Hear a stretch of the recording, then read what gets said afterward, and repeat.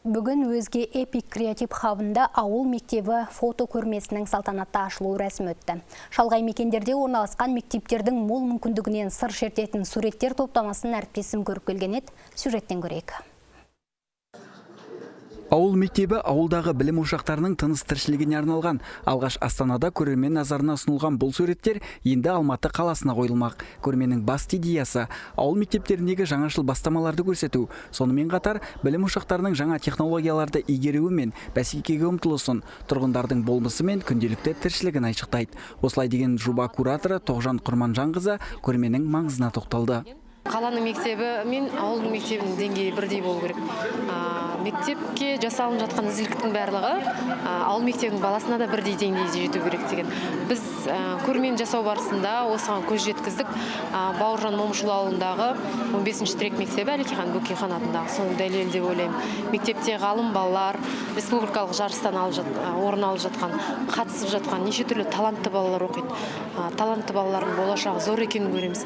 10 жылдан бері білім саласында қызмет етіп келе жатқан Шынар Оразымбетова алғаш дәріханада фармацевт қызметін атқарған. Алайда бала күніне дене шынықтыру сабағын ұнатқан ол мұғалім болуды армандаған. Осылайша ол ойын шынайылыққа айналдыру үшін 46 жасында Тараз инновациялық университетінің дене шынықтыру факультетін бітіріп, ұстаздық қызметке орналасқан. Осылай деген кейіпкер көрмеден өз фотосын көріп, қуанышымен бөлісті. Енді біздің мектепте биыл осы Айгерім ханым келіп бізді суретке түсірді.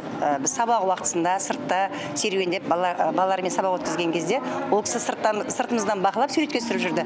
Біз енді жаңағыдай әуес қойлық деп ойладық қой, шіле бүйтіп жаңағыдай осы көрмеге шығады деп ойлаған жоқпыз. Енді әсеріміз тамаша, керемет. Мысалы, әркім өзінің жұмысын, өзінің пейнетін бағалап атқанын көрсе, ол мақтаныш емес пе? Абыройдың көтерілгені. Енді Қазақстанда тұрғандықтан біз Қазақстанның болашағын, балаларымыздың болашағына бәріміз мән беру керекпіз. Оларға қосқан үлесіміз, осыларды тәрбиелеп, өсіріп, өндіріп, көбейткеніміз, ол Қазақстанымыздың болашағына қосқан үлесіміз деп ойлаймын. Көрмеге арнайы Үркер ұлттық сыйлығының лауреаты Әйгерім Бегімбет пен фотосуретші Сабина Әбдімәліктің жұмыстары қойылған. Оның ішінде сүйікті сабағым әдебиет, математика жаңа тақырып, бейнелеуді үйреткен тәртіп секілді 30 картина ұсынылған. Сондай-ақ шарада «Мама мені тыңдашы» атты құпия хаттар және қазақ тіліндегі кітаптар бұрышы ұйымдастырылған.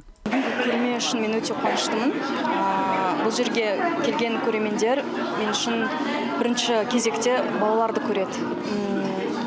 Өйткені біз тек мектепті көрсетпей, ол жердегі балаларды көрсетіп жатырмыз да. Көрермендер бұл суреттерден қандай әсер алатынын білмеймін, бірақ бағасын өздері бере жатар деп ойлаймын.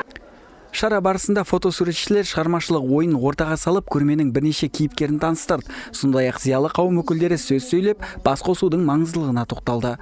Көрме 10 желтоқсанға дейін жалғаспақ. Айдар Айтбай, Досжан Аяған, Түркістан 24. Осымен бүгінгі жеткен ақпараттар легі тәмам, ел ішінде жағымды жаңалық көп болсын.